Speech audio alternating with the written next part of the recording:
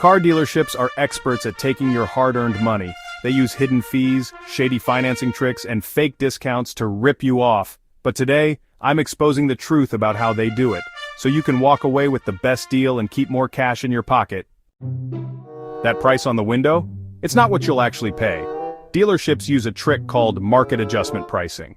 If a car is in high demand, they slap on an extra few $1,000s, just because they can. Here's how to beat them.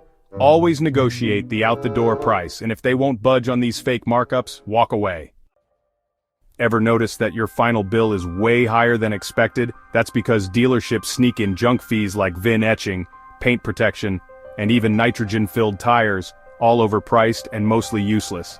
Here's the trick. Politely say you don't want any extras. And if they say it's mandatory, that's a lie.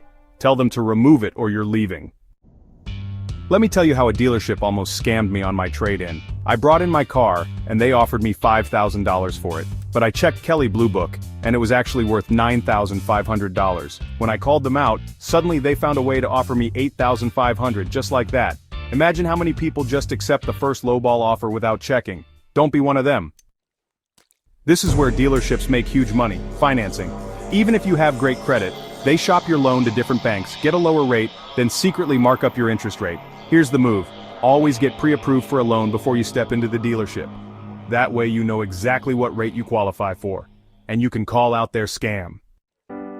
Ever seen this before? This is the four-square trick, one of the oldest scams in the book.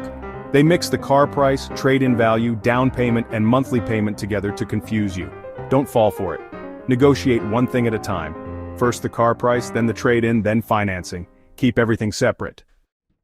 I almost fell for the extended warranty scam too. When I bought my last car, the finance guy made it sound like my engine would explode if I didn't buy their $3,000 warranty. But I checked online, and I could get the exact same coverage from a third-party company for half the price. I said no thanks. And guess what? Suddenly, they offered it for $1,500 less. That's when I knew it was all a scam. Now you know the truth about how car dealerships rip you off. Here's how to beat them.